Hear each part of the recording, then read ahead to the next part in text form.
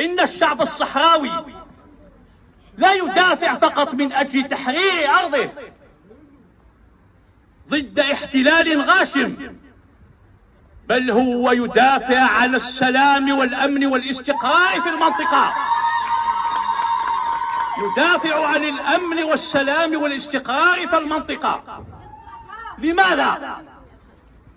لأن النظام في المغرب، لمن لا يعلم، هو نظام توسعي، لا زال يؤمن ما يسميه بالحدود التاريخية للمغرب الأقصى. أي حدود تاريخية يتكلم عنها؟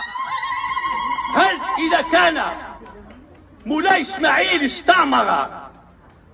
استعمر وتوسع في مرحلة من المراحل ووصل حتى إلى سالوي في السنغال، هل معناه كل هذه الأراضي هي أراضي مغربية؟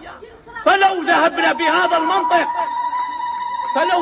بهذا المنطق في العالم سيصبح كله حروب، وسيهز السلام والاستقرار في العالم.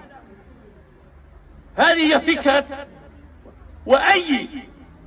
فمن لا يدعم الشعب الصحراوي، فالشعب الصحراوي هو يدافع ضد هذه الفكرة.